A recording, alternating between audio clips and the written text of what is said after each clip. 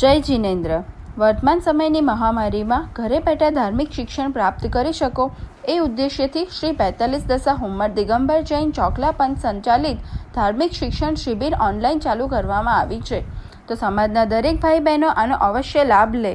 આ ચેનલનો લાભ લેવા સબસ્ક્રાઇબ કરવું અતિ જરૂરી છે, જેથી સ્વાધ્યાય ચાલુ થાય તેના પહેલાં તમને નોટિફિકેશન આવે। ધન્યવાદ।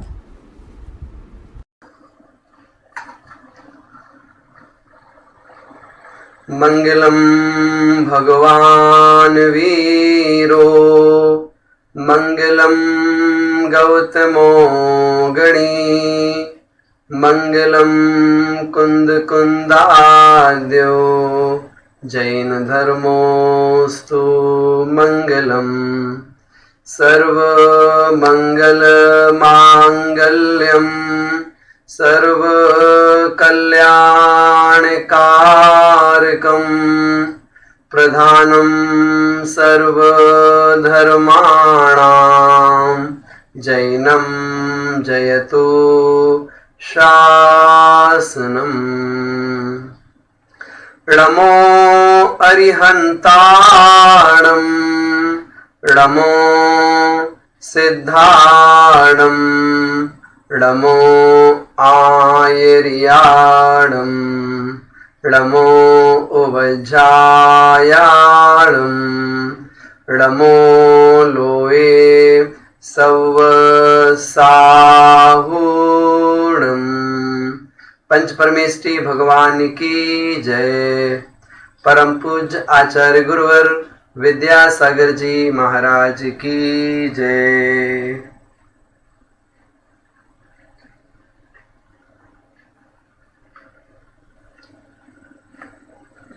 जैन धर्म में ध्यान के 4 भेद बताए जाते हैं। आर्त ध्यान, रौद्र ध्यान, धर्म ध्यान और शुक्ल ध्यान। इनमें से आर्त ध्यान और रौद्र ध्यान ये 2 अशुभ ध्यान कहे जाते हैं। धर्म ध्यान और शुक्ल ध्यान ये मोक्ष मार्ग में साधक होने से धर्म ध्यान को शुभ और शुक्ल ध्यान को शुद्ध ध्यान कहते हैं। जब हम ध्यान की परिभाषा देखते हैं तो बताया जाता है कि एकाग्र चिंता निरोधो ध्यानम। चिंता माने हमारा उपयोग अथवा चिंता माने हमारा चित्त।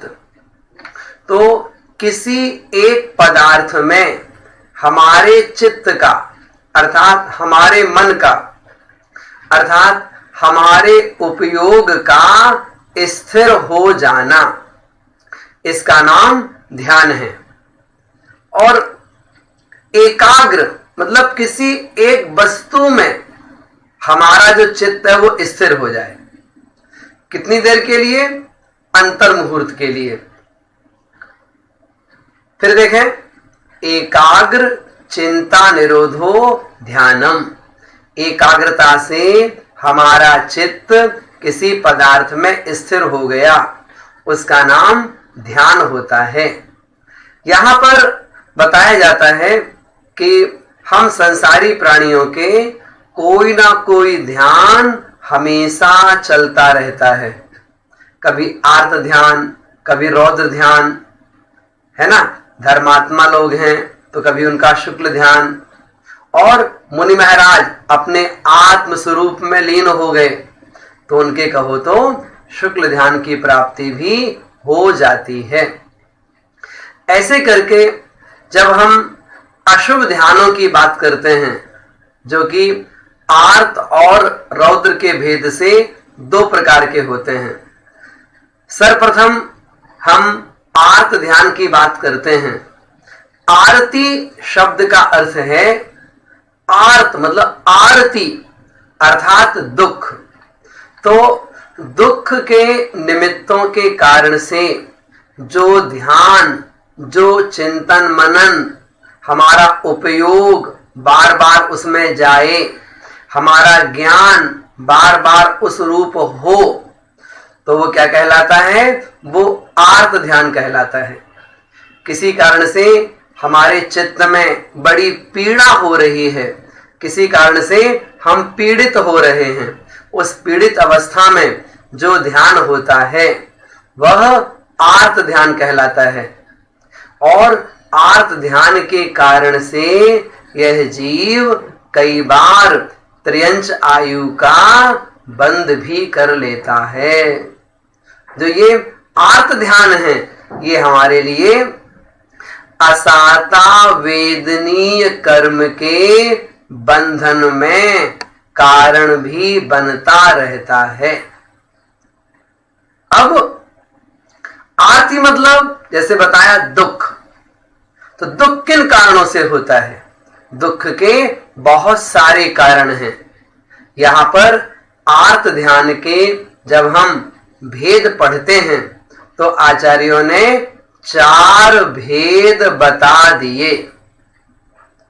कौन कौन से बताए? इष्ट वियोग, अनिष्ट संयोग, पीड़ा चिंतन और निदान। ये 4 आर्त ध्यान के भेद होते हैं। सबसे पहले कहा इष्ट वियोग। इष्ट मतलब जो हमारी पंच इंद्रियों के विषय हैं, इन विषयों में जो हमें अच्छे लगते हैं वो पंच इंद्रिय के विषय हमारे लिए इष्ट कहलाते हैं। अब ऐसा कोई इष्ट पदार्थ जिसको हम बहुत पसंद करते हैं, जिसको हम चाहते हैं, जिसके बिना हम रह नहीं पाते, ऐसे इष्ट पदार्थों का वियोग होने पर वो पदार्थ मुझे मिल जाए, इस प्रकार से बार बार उसे अपनी स्मृति में, अपने स्मरण में बार बार लाना, तो ये आर्त ध्यान कहलाएगा। ये कौन सा आर्त ध्यान है? इष्ट वियोगज नाम का आर्त ध्यान है। इष्ट क्या हुआ? जैसे हम मोबाइल रखते हैं, हमारा मोबाइल गिर गया, कहां गिर गया हमें मालूम ही नहीं पड़ा। अब बताइए अब कैसे ढूंढें, किससे पूछें, किसे फोन लगाएं, पुलिस में रिपोर्ट लिखाएंगे, है ना, टेलीफोन ऑफिस जाकर के दूसरी सिम खरीदेंगे, कितनी सारी परेशानियां आ गई। तो वो वस्तु हमारे लिए इष्ट है, तो ऐसे इष्ट पदार्थ का वियोग हो जाने पर, ऐसे ही धन इत्यादि की चोरी हो जाए, ऐसे ही कोई हमारे स्वर्ण आभूषणों को चुरा करके ले जाए, तो हम स्पर्शन आदि जो 5 इंद्रियां हैं, इन इंद्रियों के जितने भी विषय होते हैं वो सब हमारे लिए इष्ट हैं। तो उन इष्ट का वियोग हो जाने पर बार बार हमारे मन में बड़ी विकलता होती है, बड़ी चिंता होती है। अब इष्ट का वियोग तो है ही, इसमें हम और भी प्रकार से विचार कर सकते हैं। जैसे आप तो किसी छोटे शहर में रहते हैं, अपने बेटे को पढ़ाने के लिए अब बाहर भेज रहे हैं, वो ट्रेन से जा रहा है, वो आपको मालूम है अभी जा रहा है, अब ये 4 महीने के पहले नहीं आएगा या साल भर के पहले नहीं आएगा। बेटा क्या लगता है आपको? बेटा मुझे बड़ा इष्ट लगता है, प्रिय लगता है। तो उसके दूर जाने पर आंखों में आंसू आते कि नहीं, रोते कि नहीं? आंसू आ जाते हैं। इसी प्रकार से मां को बड़ी चिंता होती है, मेरा बेटा ट्रेन में अकेले गया है। हम इस बात को भूल जाते हैं कि उस बोगी में कितने सारे लोग बैठे हैं, पूरी ट्रेन में हजारों हजार लोग बैठे हुए हैं, लेकिन मेरा बेटा अकेला गया है। तो वो इष्ट का वियोग हुआ। बेटी का विवाह होता है, वह जाती है अपने ससुराल, उस समय भी माता पिता परिवार के लोग बड़े दुखी होते हैं। हम मानते हैं विवाह किया है सारी प्लानिंग से काम किया है, सब काम अच्छे किए हैं, उसके बाद भी उसके ससुराल जाने में हमें कैसा लगता है? अंदर ही अंदर वेदना सी होती है, परेशान से रहते हैं हम। ऐसे इष्ट का वियोग होने पर आप देखो ना, सीता जी, रामचंद्र जी, लक्ष्मण जी, जिस समय जो सीता जी का हरण हो गया, ऐसा जो पढ़ते हैं सुनते हैं, तो रामचंद्र जी बड़े परेशान हो गए। इष्ट का वियोग हुआ ना, तो इष्ट का वियोग होने पर वे रामचंद्र जी परेशान, कहो तो पत्थरों से पूछते, कहो तो वृक्षों से पूछते, नदियों से पूछते कि आपने मेरी सीता को देखा है क्या? क्या है ये इष्ट का वियोग होने पर हमारे परिणामों में जो आकुल व्याकुलपना बना रहता है, उस कारण से हम दुखी रहते हैं। हमारा चिंतन मनन बार बार बार बार उस रूप होता रहता है। ऐसे ही घर में अब कोई सोने की चांदी की चीज है, महंगी वस्तु कोई है, वो आपने कहीं पर रख दी। अब कहाँ रख दी? अब ध्यान नहीं आ रहा था। सुबह उतारी थी अंगूठी, सुबह उतारी थी चेन, उतार के रख दी हमने। उस दिन ध्यान नहीं रहा, अगले दिन भी ध्यान नहीं रहा कहाँ रख दी, रखना भूल गए तिजोरी में या अलमारी में। अब 2 दिन बाद ढूंढ रहे हैं, अब कहाँ रख दी, अब परेशान। घर के सारे लोगों से पूछ रहे हैं, आपने देखा क्या, आपने देखा क्या, आपने देखा क्या? कोई कुछ बताने को तैयार नहीं। तो उस कारण से बड़े दुखी परेशान रहते हैं। अब चीज मिल गई, क्या हुआ? अब साता आई मन में हमारे। तो ऐसे किसी भी इष्ट पदार्थ का वियोग हो जाने के कारण से जो हमारा मन, हमारा चित्त आकुल व्याकुल रहता है, वह कहलाता है इष्ट वियोगज आर्त ध्यान। अर्थात इष्ट का वियोग हो जाने पर वो मुझे कैसे प्राप्त हो, मुझे कैसे मिले, इस बात का चिंतन करना।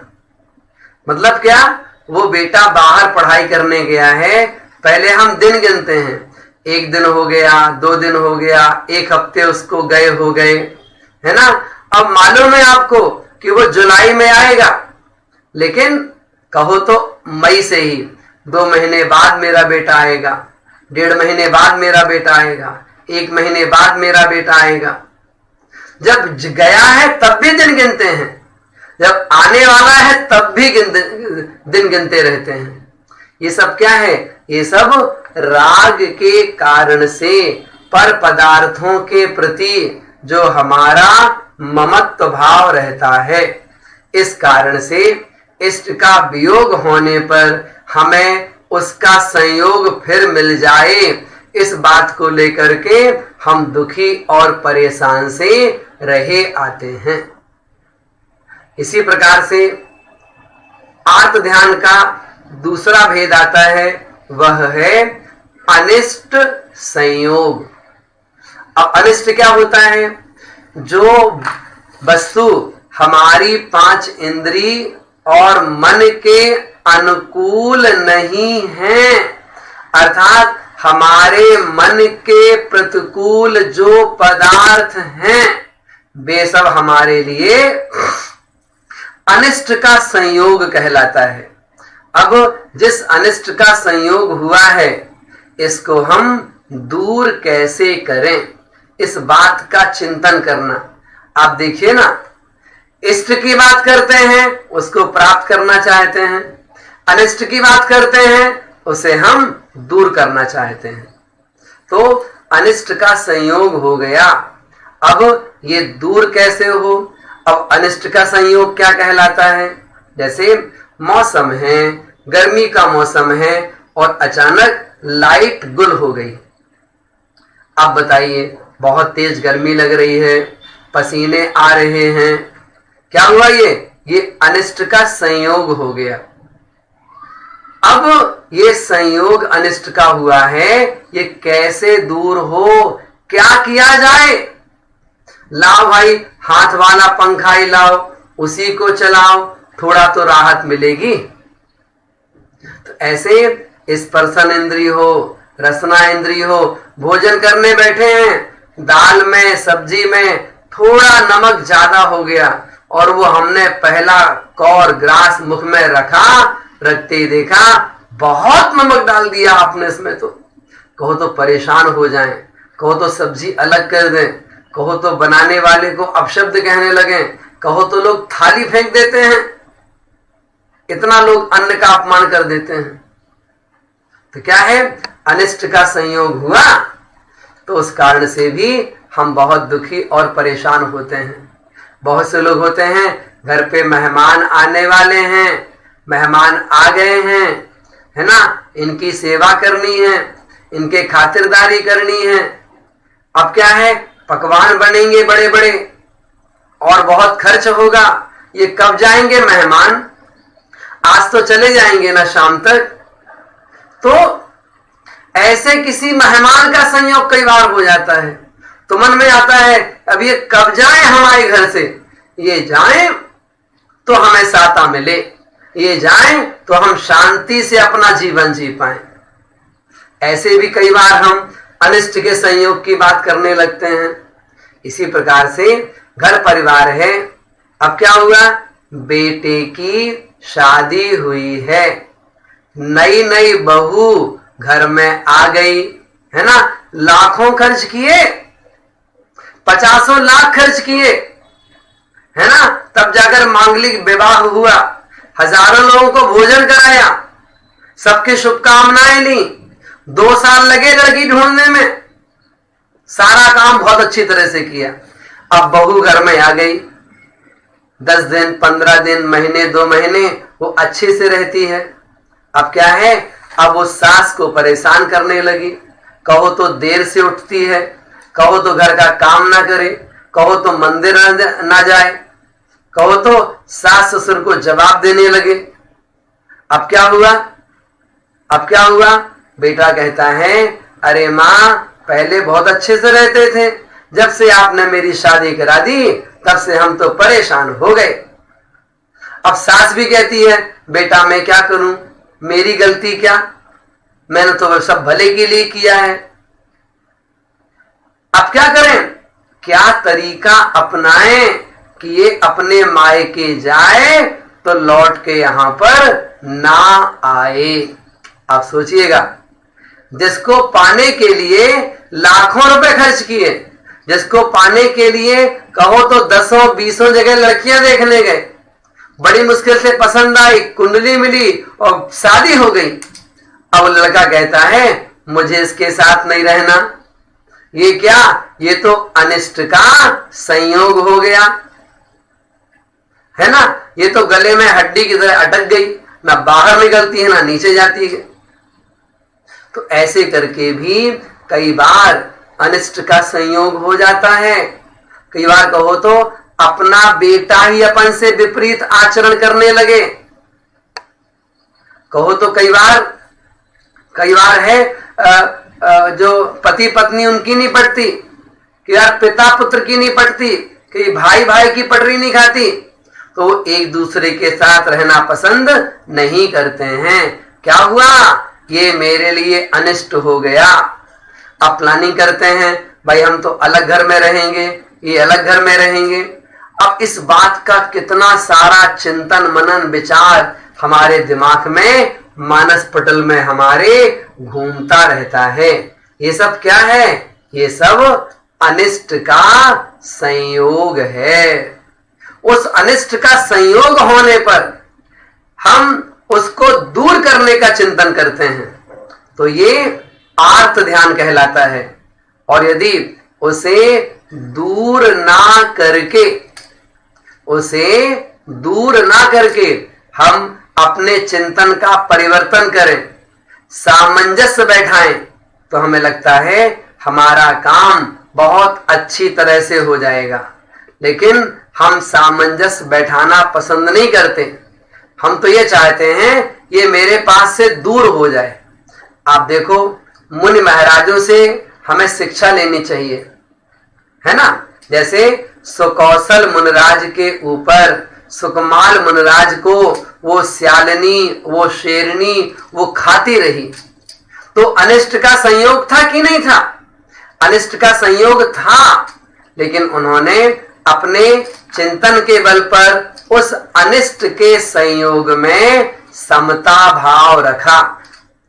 उन्होंने उस स्यालनी को, शेरनी को मारा नहीं, भगाया नहीं, बल्कि उसको क्षमा करते रहे।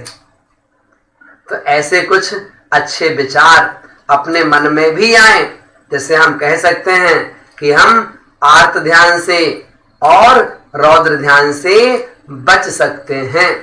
बचने का पुरुषार्थ हम सभी को अवश्य ही करना चाहिए। जो बचने का पुरुषार्थ करते हैं वे धर्म ध्यानमय अपना जीवन बना सकते हैं। अन्यथा इष्ट वियोग, अनिष्ट संयोग, इन परिणामों के कारण से कई बार हम दूसरों से राग करने लगते हैं, कई बार हम किसी से द्वेष करने लगते हैं, और उस राग द्वेष के कारण से असाता वेदनी बंधती है, और साथ साथ में मोहनी कर्म भी बंधता है, और हमारा संसार बढ़ता चला जाता है। इसलिए कोशिश करनी चाहिए कि हम होकर सुख में मग्न न फूलें और दुख में कभी ना घबरावें। ऐसे करके इन दो प्रकार के जो आर्त ध्यान है इसके बारे में कहा। जो आर्त ध्यान का तीसरा भेद है वो कौन सा भेद होता है? वो है पीड़ा चिंतन। देखो, आपने जो अभी दो प्रकार के आर्त ध्यान पढ़े, इष्ट वियोग और अनिष्ट संयोग, ये कहीं ना कहीं हमारी मानसिकता से संबंध रखते थे कि हमारी मानसिकता कैसी है। लेकिन जो ये तीसरे प्रकार का भेद है, जब हम इसका विचार करते हैं तो हमें थोड़ा और सीखने को मिलता है। हमें क्या सीखने को मिलता है? पीड़ा चिंतन अर्थात ये शरीर से संबंधित है संबंध शरीर से, लेकिन इसका इफेक्ट कहां पड़ता है? इसका इफेक्ट हमारे मन में जाकर के पड़ता है। क्या हुआ? पीड़ा चिंतन। कहां पीड़ा हो रही है? साफ पेट दर्द हो रहा, हाथ पैर में दर्द हो रहा, सिर दर्द हो रहा है ना, नाभि स्थान पे दर्द हो रहा है, घुटनों में दर्द हो रहा है। अब पीड़ा चिंतन इसको बोलते हैं वेदना। तो इस प्रकार की वेदना जब हमें होती है उस समय भी हम बहुत परेशान हो जाते हैं, क्योंकि कई बार किसी को असहनीय वेदनाएं हो जाती हैं। ऐसे ऐसे रोग हो जाते हैं, कहो तो पूरे शरीर में कांटे से चुभने लगे, है ना। कहो तो हड्डी से हड्डी टकरा रही हो तो ऐसा लगता है जैसे घुटनों में, हाथों में, जॉइंट्स में ऐसे लगता है जैसे कोई करंट मार रहा हो, वहां पर झटके दे रहा हो करंट के। ऐसी बुरी स्थिति आत्मा की हो जाया करती है। तो बहुत बहुत प्रकार के रोग हैं, बहुत प्रकार की तकलीफें शरीर में होती हैं। उन तकलीफों को हम कह नहीं सकते। एक उंगली प्रमाण क्षेत्र में 96 रोग हो सकते हैं। तो आप सोचिएगा, इतना लंबा चौड़ा शरीर है, इस शरीर में कितने सारे रोग उत्पन्न हो सकते हैं। तो ऐसे इन रोगों से सहित होकर के जो जीव, इन रोगों से सहित होकर के जो जीव पीड़ित रहते हैं, परेशान रहते हैं, उनके वेदना जन्य आर्त ध्यान कहा जाता है। इस आर्त ध्यान के कारण से हम करते क्या हैं? हम करते क्या हैं? तो इसके बारे में आचार्य कहते हैं, इसके कारण से सबसे ज्यादा हमारा मुंह चलता है। सबसे ज्यादा कैसे चलता है? कोई भी मिलने वाला आया या कहीं हम मिलने गए और सब तो ठीक है, ये घुटनों का दर्द ठीक नहीं हो रहा है, इतने डॉक्टर को दिखाया, ऑपरेशन भी करा लिया, दिल्ली भी गए थे, बंबई भी गए थे, सब बड़े बड़े डॉक्टरों को दिखाया, लेकिन ये दर्द दूर नहीं हो रहा है। क्या हुआ? सबसे बड़ी हमारी कमी, हमारी गलती सबसे बड़ी क्या है? हमें कोई रोग तकलीफ है, उसको हम गाते हैं।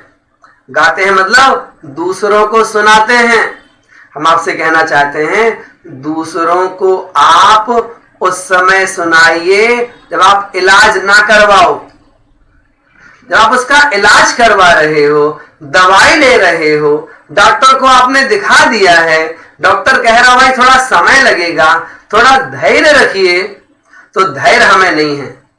बस बार बार अपने मन में भी अपने शरीर की उस पीड़ा के बारे में चिंतन करते रहते हैं और साथ साथ में हम दूसरों से कहते भी रहते हैं, अरे भाई हमारा रोग कब दूर होगा, तुम भावना भाव, हमारे नाम से आप शांतिनाथ भगवान की माला फेरो, हमारे नाम से शांतिनाथ भगवान का अभिषेक करना, महावीर स्वामी का अभिषेक करना, हमारी वेदना दूर हो जाए। ठीक है, आपके लिए सद्भावना करते हैं, कोई मनाही नहीं है, करना चाहिए सद्भावना, लेकिन जिसको तकलीफ है उसे कोशिश करना चाहिए बार बार अपने रोगों को गाए ना, दूसरों को सुनाए ना। अरे डॉक्टर को सुनाओ ना जितना बोलना है। डॉक्टर को आपने दिखा लिया, डॉक्टर ने रोज का इलाज बता दिया, दवाई आप खा रहे हो, अब उस ओर अपने उपयोग को मत ले जाओ, अब ज्यादा परेशान मत हो, है ना। ये भावना भाव ध्यान करना है ना, चिंतन करना है, तो ऐसा चिंतन करो बैठ करके। हम श्वास ले रहे हैं भीतर की तरफ,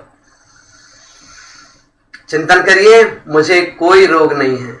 श्वास बाहर निकलती है, विचार करिए मेरे शरीर में जो रोग हैं, जो तकलीफ है, सब दूर हो रही है, सब दूर हो रही है, सब दूर हो रही है। हम उस संबंधी औषधि लेते हैं, दवाइयां खाते हैं, उसका निषेध नहीं, और साथ साथ में हम यदि चिंतन करें भी तो मैं स्वस्थ हूं, मैं स्वस्थ हूं, मैं स्वस्थ हूं, इस प्रकार चिंतन करें। मेरे शरीर में जो नेगेटिव एनर्जी है सब दूर हो रही है, सब जा रही है, सब जा रही है ना।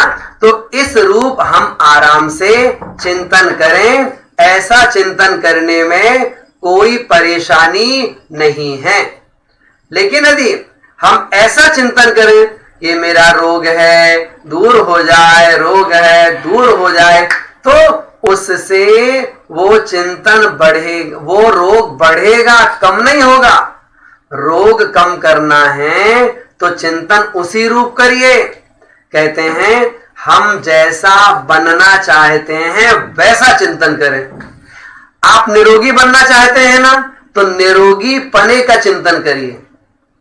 अगर रोगी बने रहना चाहते हैं तो आप गाइए, सबसे कहिए हमारे घुटने में दर्द है, हमारे कमर में दर्द है, हमारे सीने में दर्द है ना, हमारा बीपी बहुत हाई होता है, हमारा बीपी लो होता है, हमें शुगर की बीमारी है, हमें भोजन हजम नहीं होता है। आपने डॉक्टर से कह तो दिया, सबसे क्यों गा रहे हो बातों को? सबसे गाना बंद कर दीजिए। जो उसका इलाज कर सकता है उससे हमने कह दिया। बस अब आत्मविश्वास रखिए, जो हम औषधि खा रहे हैं, जो हम अपना आत्मा का चिंतन करते हैं, मैं स्वस्थ हूं, मैं स्वस्थ हूं, ऐसी जो भावना भा रहे हैं, इस भावना के बल पर और उस औषधि के बल पर हमारा रोग दूर हो जाएगा। लेकिन हम बार बार गाते रहेंगे तो ये वेदना जन्य आर्त ध्यान कहलाता है, और आर्त ध्यान करने से त्रिंच आयु का आश्रय होता है। फिर शरीर कैसा मिलेगा? और रोगी शरीर मिलेगा फिर।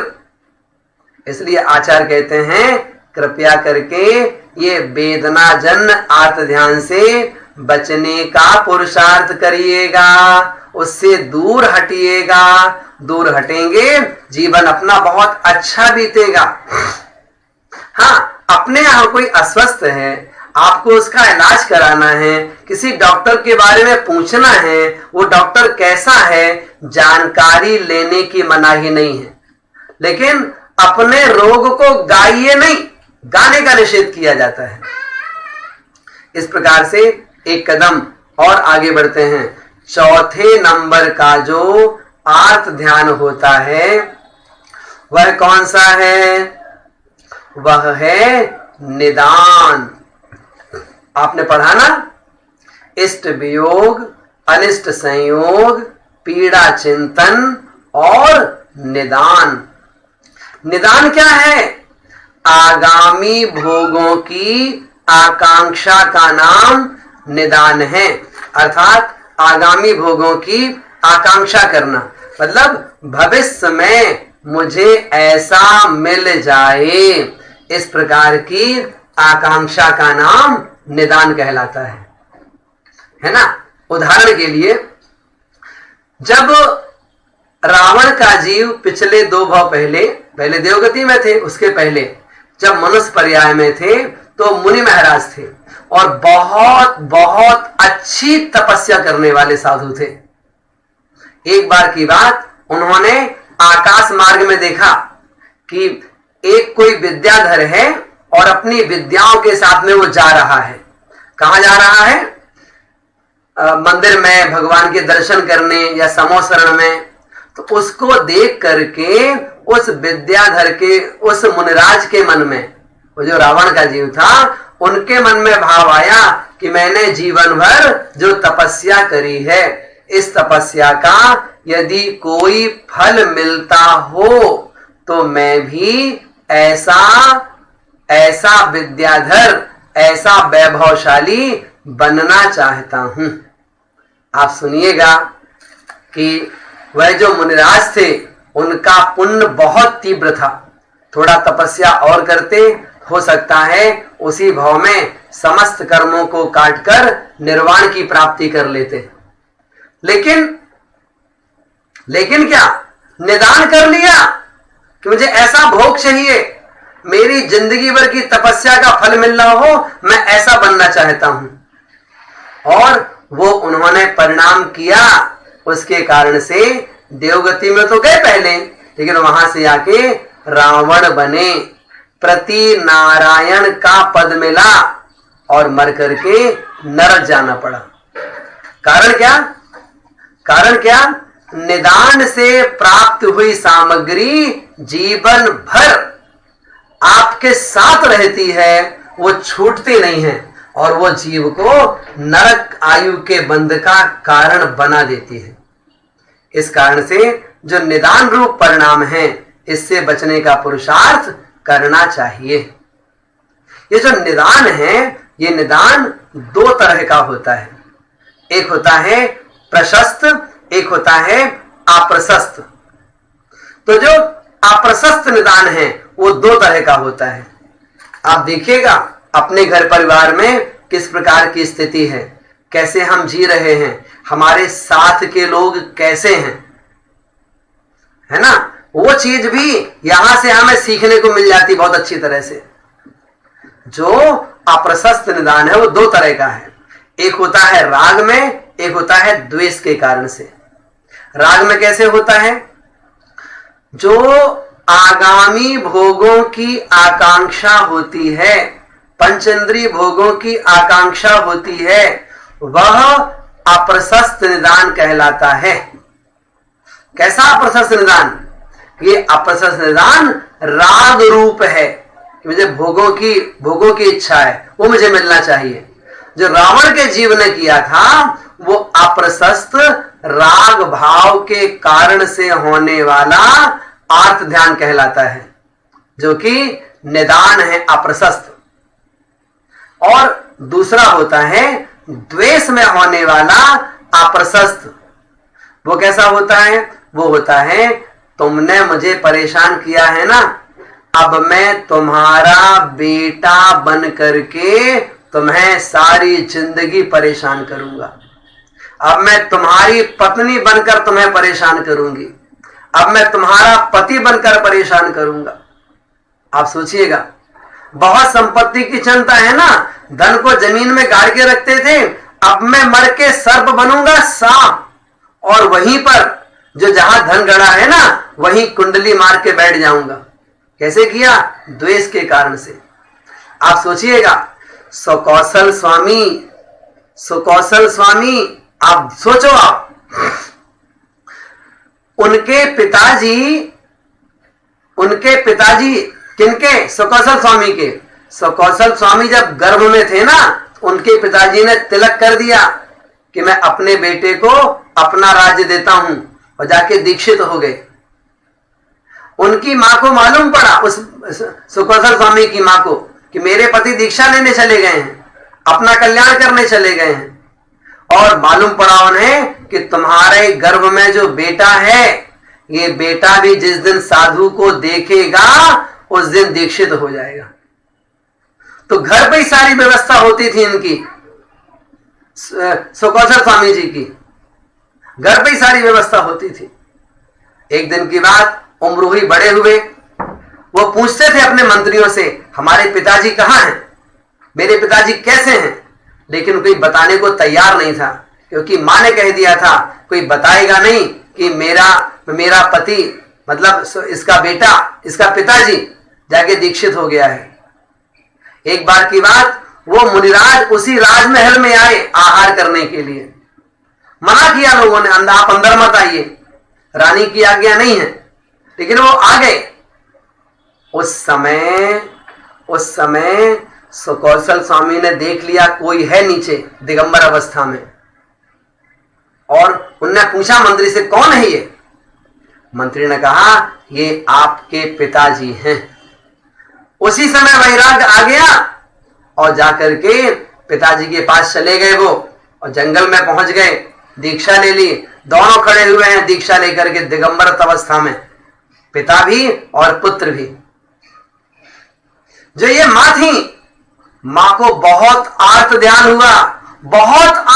हुआ, और मर गई। वो मर करके वो वहां पर श्याली बनी, है ना, वो मर करके बनी, और वो वहीं पर घूम रही थी। उसने देखा, ये मेरा पति, ये मेरा बेटा पिछले भाव में था, इन्होंने मुझे बहुत दुख दिए हैं। दोनों दीक्षित हो गए। अपने पति को उसने सूंघा, पति को छोड़ दिया। बेटे को देखा, तू भी बिना बताए आ गया, मुझे बिना बताए दीक्षा लेने आ गया। ये परिणाम आया, और उसने क्या किया? कुछ नहीं किया, उसने पकड़ करके सुकौशल स्वामी को खाना शुरू किया। और सुकौशल स्वामी ध्यान में मग्न, और इतनी स्थिरता बनी उनकी कि उन्हें केवल ज्ञान की प्राप्ति हो गई। आप देखिएगा, क्या है ये? वो जो बनी श्यालिनी, वो क्या था? वो निदान था। निदान कौन सा? अप्रशस्त निदान। कौन सा? द्वेष में जो होता है, उस द्वेष के कारण से ऐसा उसको पद मिला। ऐसे ना जाने कितने उदाहरण हमारे शास्त्रों में पढ़ने के लिए मिलते हैं। इसलिए विचार करिएगा, कई बार हमें हमारे पड़ोसी अच्छे नहीं मिलते, कई बार ऊपर नीचे रहने वाले लोग अच्छे नहीं मिलते, कई बार अपने परिवार में खुद का बेटा है, पति है, पत्नी है, भाई है, भाभी है, देवरानी है, जेठानी है, जो ये आत्मीय संबंध होते हैं। इस आत्मीय संबंध में कई बार अच्छे लोगों का संबंध अपने साथ में नहीं हो पाता है। क्या कारण है इसका? हो सकता है कि इसने पिछले भाव में निदान किया हो, है ना, कि हम तेरे को तेरा बेटा बन के परेशान करेंगे। किसी की संतान बहुत परेशान करने वाली होती है ना, वो संतान अपने माता पिता की बात बिल्कुल नहीं मानती, माता पिता के अपोजिट चलती है। माता पिता पूजन करने वाले हैं, स्वाध्याय करने वाले हैं, लेकिन बेटे के अंतरंग में सुई नहीं रेखती धर्म की, मंदिर जाने का भाव नहीं करता वो, और उल्टा माता पिता को परेशान करता है। कई बार किसी पत्नी को अच्छा पति नहीं मिलता, पति को कई बार अच्छी पत्नी नहीं मिलती, तो दोनों सारी जिंदगी 10 साल क्या, 20 साल क्या, 40 साल क्या, 50 साल क्या, उसके बाद भी कहते हैं हम तो तुम्हें आज तक समझ नहीं पाए कि तुम कैसे हो। आप सोचिएगा, कहीं ना कहीं कोई ना कोई कर्म है। हो सकता है पिछले भाव में किसी ने निदान किया था कि तुम्हारी पत्नी बनकर तुम्हें हम परेशान करेंगे, है ना। तो ऐसी जो स्थितियां बन जाती हैं, कभी राग के कारण से, कभी द्वेष के कारण से। राग के कारण से भोगों की आकांक्षा रूप निदान होता है, और द्वेष के कारण से कहो तो संपत्ति लूटने वाला बेटा बन जाए, कहो तो ऐसी संतान उत्पन्न हो कि जन्म लेने के बाद जीवन भर उसकी दवाइयां चलती रहें।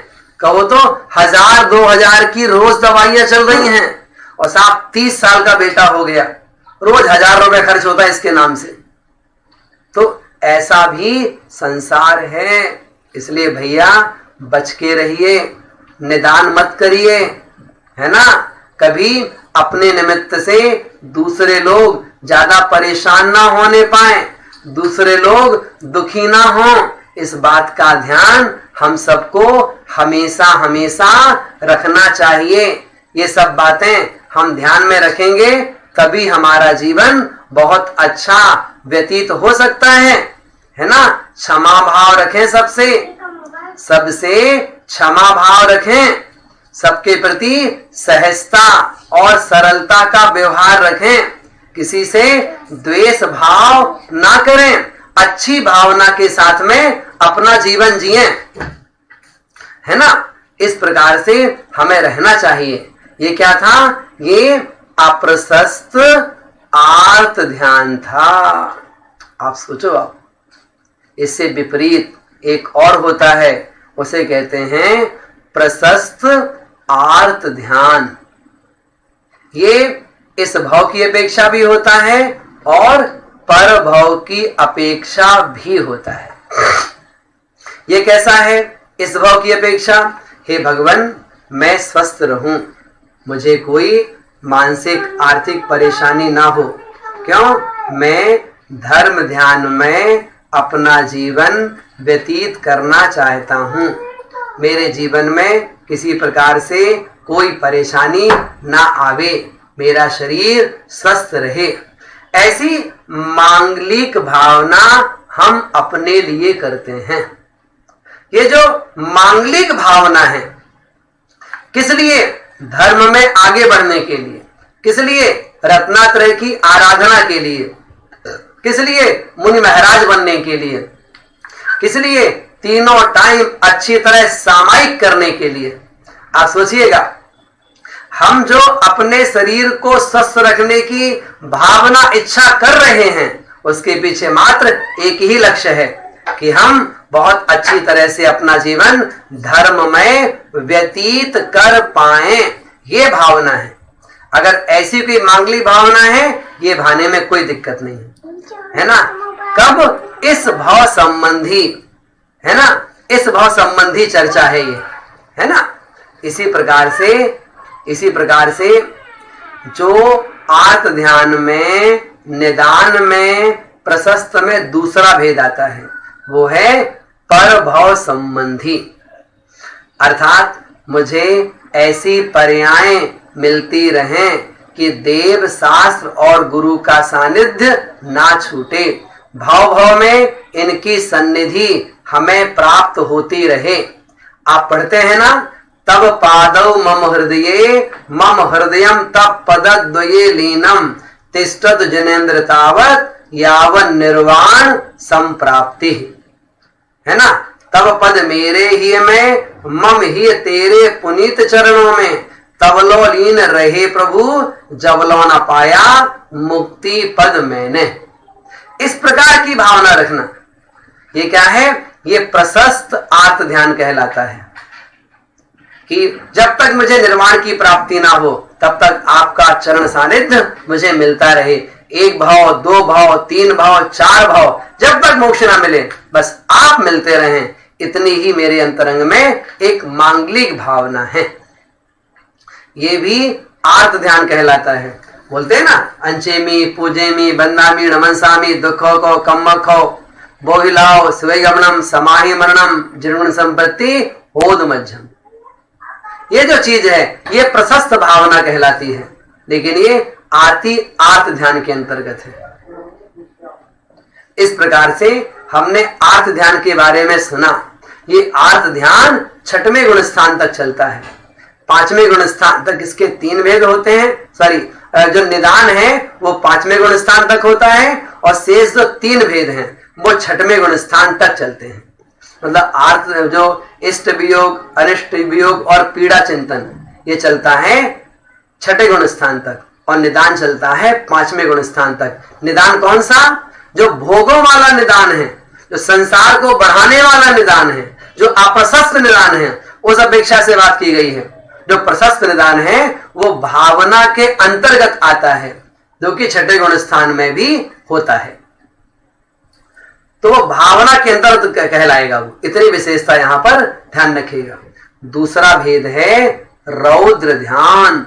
रौद्र अर्थात रुद्रता, रुद्रता अर्थात क्रूरता। क्रूरता किस बात की है? हिंसा में आनंद आता है ना? तो जो क्रूरता में जो ध्यान होता है ना, वो रौद्र ध्यान कहलाता है। मतलब दुष्टता में जो होता है, ध्यान होता है दुष्टता में, वो कहलाता है रौद्र ध्यान। मतलब क्या? हिंसा में आनंद मानना, झूठ बोलकर आनंद मानना, चोरी करके आनंद मानना, और इसके साथ साथ में विषय संरक्षण, पंचेंद्रिय के विषयों में उसमें आनंद मानना। पहला बताया हिंसानंदी, हिंसा में आनंद। क्या मतलब हुआ? किसी को हमने 4 थप्पड़ खींच के मारे, उठा के पटक दिया। अब उस बात को बड़ी दादागिरी के साथ हमने उसको ऐसे उठाया, ऐसे उठा के पटक दिया, ऐसे 4 थप्पड़ लगाए। 3 गुंडे मेरे सामने थे, तीनों को भड़ा मारा हमने, है ना? तो ऐसे अपनी होशियारी करते हुए और इस प्रकार से विषय का प्रतिपादन करना, इस बात को बार बार कहना, इसका कथन करना, ये हिंसानंदी आर्त ध्यान कहलाता है। क्या मतलब हुआ?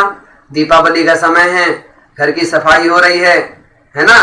क्या क्या डालते हैं जमीन पे, है ना?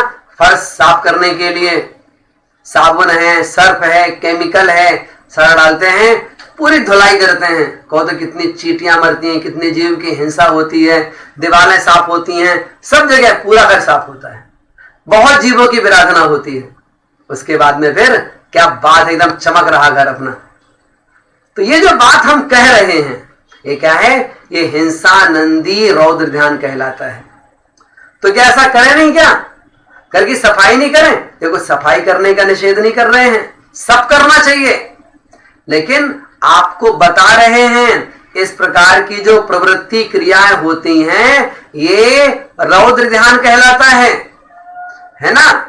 मतलब जीवों की हिंसा करके जो उसका प्रतिफल मिला, उसका जो कार सफाई दिख रही है, ये सब रौद्र ध्यान है। जैसे कपड़े हैं, गंदे कपड़े हैं, मैले कपड़े हैं, पसीना लगा हुआ है, अब बढ़िया कपड़े साफ हो गए, धुल गए, कॉलर भी साफ हो गई, आस्तीन भी साफ हो गई, सब बढ़िया हो गया। देखो कपड़े कैसे साफ हुए, शानदार, झकास, बिल्कुल अच्छे हो गए। ये जो हमने शब्द कहा है ये क्या है? ये हिंसानंदी रौद्र ध्यान कहलाता है।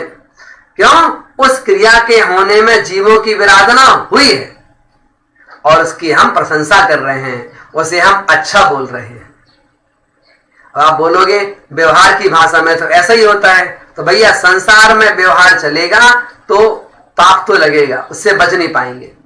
इसी प्रकार मृषानंदी, झूठ बोलकर आनंद मानना, बात छिपा जाते हैं, कुछ का कुछ प्रतिपादन करते हैं, दूसरे को उल्लू बना देते हैं और फिर उसका हम आनंद लेते हैं। ऐसे ही चोरी करके आनंद मानना, किसी का माल चुरा लिया, सामान किसी ने चुरा लिया, टैक्स चुरा लिया, उसके बाद फिर देखा तुमने कितने बचाए इस साल, बोलेगा मैंने 3 लाख का टैक्स बचाया, तुमने, मैंने 5.5 लाख का बचाया। ऐसे करके उसमें आनंद मानते हैं। देखो सरकार की नीतियां हैं, हम मानते हैं सरकार की नीतियां बहुत गड़बड़ हैं और कोई धुला नहीं रहता, बिल्कुल कहीं ना कहीं 19-20 सब लोग करते हैं, फिर भी इन सब बातों को गाना नहीं चाहिए। मतलब अपनी जो होशियारी है इन सब चीजों की, ये होशियारी का बहुत बखान नहीं करना चाहिए। ठीक है, अपना हो गया तो हो गया, लेकिन ये चीज बहुत ज्यादा शेयर नहीं करना चाहिए। उससे क्या है, बड़े आनंद से ठहाके मार करके फिर अपनी बात रखते हैं हम दूसरों के सामने, इससे बचना चाहिए। और चौथा होता है परिग्रहानंदी अथवा विषय संरक्षण। विषय कौन से होते हैं? विषय पंचेंद्रियों के। विषय चेतन रूप भी होते हैं, अचेतन रूप भी होते हैं, स्त्री रूप भी होते हैं और घर संपत्ति सामग्री रूप भी होते हैं। तो ऐसे सभी प्रकार के विषयों का संरक्षण करना और उसमें आनंद मानना, है ना। अब लोगों के यहाँ पर एक से एक क्वालिटी होती है, एक से एक शानदार मकान लोगों के बने होते हैं, है ना, एक से एक ब्रांडेड कपड़े होते हैं, है ना, और जो भी चीजें हैं सब, चाहे फ्रिज हो, कूलर है, एयर कंडीशन है, कंप्यूटर है, हर चीज बोलेंगे तो टॉप क्वालिटी की है। तो कई बार होता है किसी की आदत बहुत होती है क्या, अपने अपने सामान की परिग्रह की बातें बताने से, अपने कपड़ों के बारे में बताने से, ये मालूम टी शर्ट कहां से लेकर के आए हैं, ये जूते मालूम कहां से लेकर के आए हैं, ये चश्मा देखा आपने कहां से खरीदा है। तो ऐसे करके बहुत बहुत बड़े आनंद के साथ में पंच इंद्रिय विषयों के जो सामग्री है, भोग सामग्री है, उसका हम खूब बड़े ठहाके लगा करके प्रतिपादन करते हैं। कई बार आपने मकान बनाया, ये टाइल्स मालूम कहां से आई है, वो क्या इटालियन टाइल्स है, ये उधर से आई है। ये झूमर देख रहे हैं आप कहां से आया है, यूरोप से मंगाया, यूरोप से।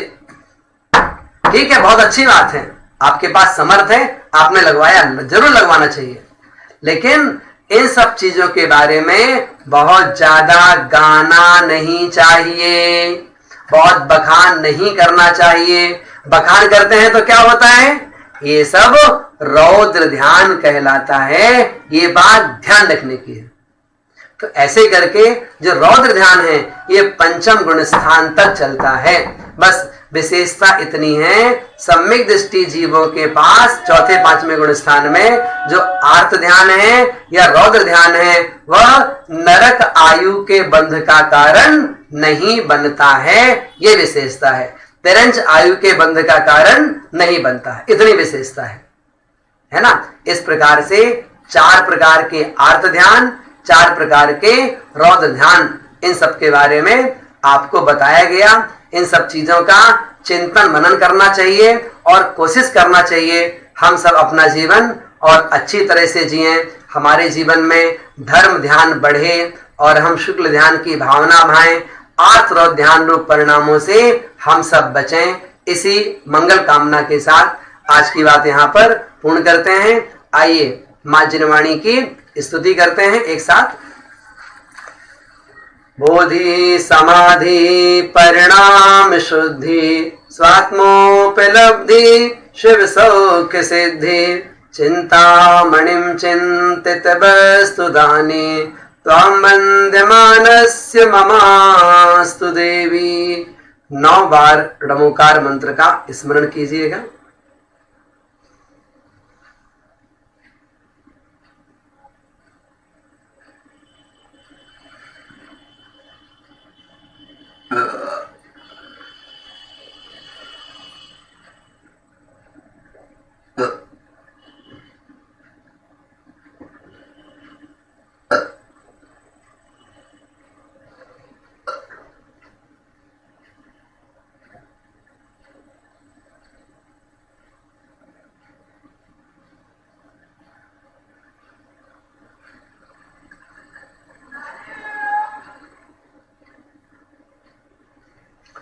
जय जिनेन्द्र। कल का विषय है सम्यक दर्शन और उसके 8 अंग और 25 दोषों का संक्षिप्त वर्णन। जय जिनेन्द्र।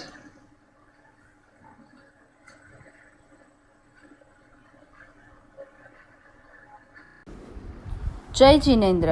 વર્તમાન સમયની મહામારીમાં ઘરે બેઠા ધાર્મિક શિક્ષણ પ્રાપ્ત કરી શકો એ ઉદ્દેશ્યથી શ્રી 45 દશા હોમર દિગંબર જૈન ચોકલા પંથ સંચાલિત ધાર્મિક શિક્ષણ શિબિર ઓનલાઈન ચાલુ કરવામાં આવી છે। તો સમાજના દરેક ભાઈ બહેનો આનો અવશ્ય લાભ લે। આ ચેનલનો લાભ લેવા સબસ્ક્રાઇબ કરવું અતિ જરૂરી છે, જેથી સ્વાધ્યાય ચાલુ થાય તેના પહેલાં તમને નોટિફિકેશન આવે। ધન્યવાદ।